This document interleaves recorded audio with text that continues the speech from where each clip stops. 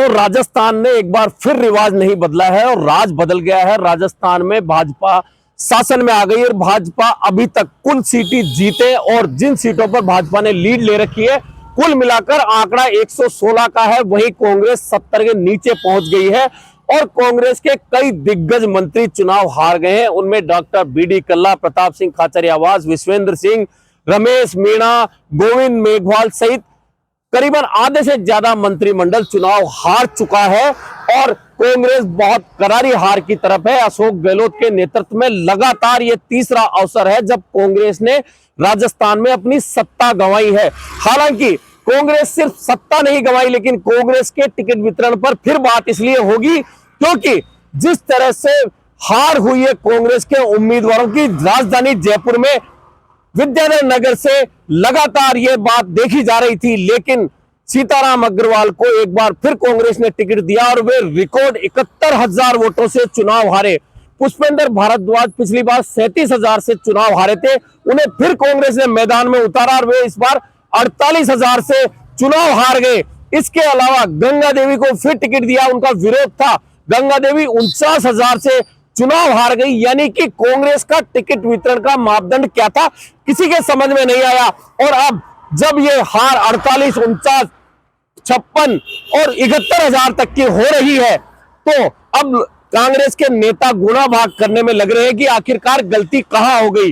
और सबसे बड़ी बात, कांग्रेस में इनफाइटिंग इतनी थी कि पूरे चुनाव कैंपेन के दौरान मुख्यमंत्री अशोक गहलोत और सचिन पायलट कभी भी किसी भी एक मंच पर एक साथ प्रचार करने नहीं गए। हालांकि जब बड़े नेता आला कमान के आते थे तो दोनों नेता मंच पर होते थे, लेकिन दोनों के बीच में 10 कुर्सियों का अंतर होता था। यानी कि ये इनफाइटिंग नजर आ रही थी। लेकिन कांग्रेस के नेता लगातार कह रहे थे कि हमारे यहाँ सब कुछ ठीक है, लेकिन ये सब कुछ ठीक नहीं था। और यही नतीजा है कि आज भाजपा 116 सीटें जीतकर पूर्ण बहुमत के साथ सरकार बनाने जा रही है। दरअसल कांग्रेस की हार के बहुत सारे कारण हो सकते हैं, उन पर कांग्रेस चर्चा करेगी, मीडिया भी चर्चा करेगी, जनता में भी चर्चा होगी। लेकिन एक बात सच है कि राजस्थान में भाजपा का राज आ चुका है और एक बात और साबित हो गई है कि पिछले 35 सालों के दौरान भैरव सिंह शेखावत के अलावा राजस्थान में रिवाज बदलने में कोई भी कामयाब नहीं हो पाया है। 1990 और 93 में सिर्फ भैरव सिंह शेखावत ऐसे नेता रहे जो लगातार 2 बार मुख्यमंत्री बने, उनके बाद में हमेशा राज बदलता रहा। हालांकि मुख्यमंत्री चाहे वसुंधरा राजे बनी हो भाजपा से और कांग्रेस से अशोक गहलोत लगातार बनते रहे, लेकिन ये दोनों ही नेता रिवाज नहीं बदल पाए, राज इनके नेतृत्व में हमेशा बदला। कुल मिलाकर राजस्थान में अब सत्ता का चेहरा बदल गया है। इस सत्ता के चेहरा बदलने के बाद में क्या बदलेगा यह तो सरकार की नीतियां बताएंगी, लेकिन अशोक गहलोत के तीसरे कार्यकाल में कांग्रेस लगातार तीसरा चुनाव हारी है। पहले 1998 में वे मुख्यमंत्री बने, उनके नेतृत्व में 100 से ज्यादा सीटें गंवाई कांग्रेस ने। फिर 2008 में सीपी जोशी के नेतृत्व में चुनाव हुआ, फिर अशोक गहलोत मुख्यमंत्री बने और 21 सीटों पर कांग्रेस आ गई थी। उसके बाद 2018 में फिर मुख्यमंत्री के तौर पर अशोक गहलोत को लाया गया और अशोक गहलोत के नेतृत्व में कांग्रेस फिर तीसरी बार राज गंवा चुकी है। यानी कि अब बहुत सारे कारण होंगे, लेकिन कुछ कारण बहुत महत्वपूर्ण है, कुछ बयान बहुत महत्वपूर्ण है। आपने सुना होगा कि मुख्यमंत्री अशोक गहलोत और सचिन पायलट के बीच जब 2020 में इनफाइटिंग हुई थी तो अशोक गहलोत के बयान नालायक, निकम्मा तक आ गए थे सचिन पायलट के लिए। वही पिछले कुछ दिनों से वे लगातार बयान दे रहे थे कि कुर्सी मुझे छोड़ना नहीं चाहती, मैं तो कुर्सी छोड़ना चाहता हूं।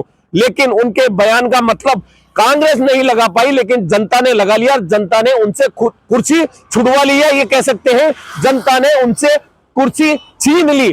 कुल मिलाकर अशोक गहलोत ही कांग्रेस ही अशोक गहलोत राजस्थान में हो गए थे।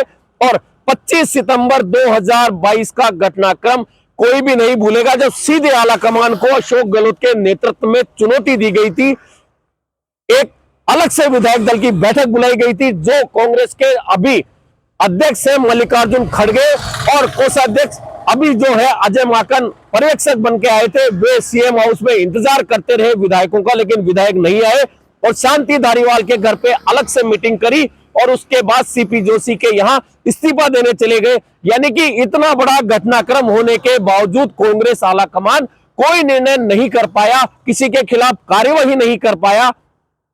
यह बात दूसरे खेमे और कार्यकर्ताओं तक गई और इसका नतीजा है कि चुनाव में जब उतरी कांग्रेस तो कांग्रेस बिल्कुल बटी हुई कांग्रेस थी और यह बटी हुई कांग्रेस का ना तो कार्यकर्ताओं को एकजुट कर पाई, ना संदेश दे पाई। और सबसे बड़ी बात, यदि कांग्रेस एकजुट ही थी तो फिर सचिन पायलट और अशोक गहलोत पूरे चुनाव के दौरान एक बार भी एक साथ किसी मंच पर क्यों नहीं दिखे, एक साथ कैंपेनिंग क्यों नहीं की। और इससे भी बड़ी बात, राजस्थान में जिन लोगों को आला कमान ने भेजा था, प्रभारी महासचिव रंधावा और सह प्रभारी तीन, उन्होंने क्या किया, क्या रिपोर्ट दिल्ली को दी, क्या टिकट के बारे में, उम्मीदवारों के बारे में फीडबैक दिया, अब सब निकलकर सामने आ गया है कि किसी ने भी कांग्रेस की जीत को लेकर कोई भी गणित नहीं लगाया। सब मुख्यमंत्री अशोक गहलोत के कहे अनुसार चलते रहे और नतीजा सामने है कि कांग्रेस 70 से भी नीचे सीटों पर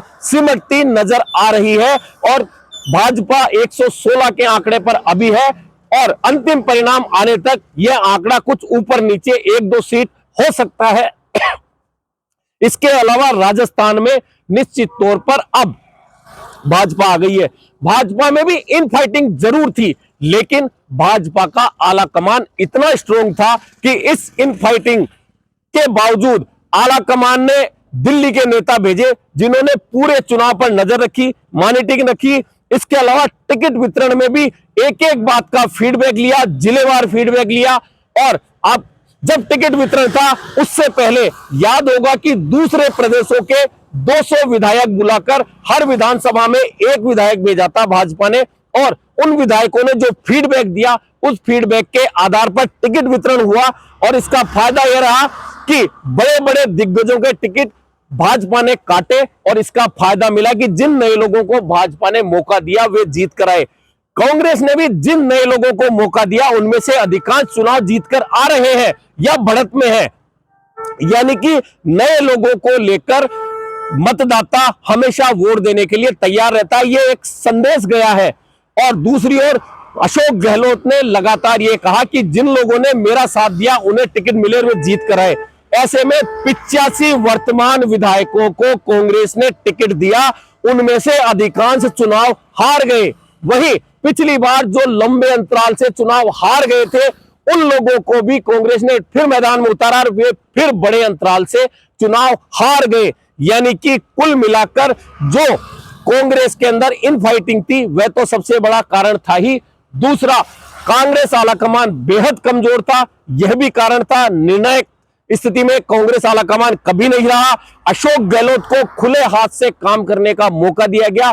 अशोक गहलोत ने जो कहा उस पर आलाकमान ने हाँ भरी। नतीजा, दूसरे जितने भी खेमे थे वे नाराज हुए और इस नाराजगी का असर मतदान पर हुआ और मतदान का नतीजा आज आ गया है कि राजस्थान में भाजपा की सरकार बनने जा रही है पूर्ण बहुमत के साथ।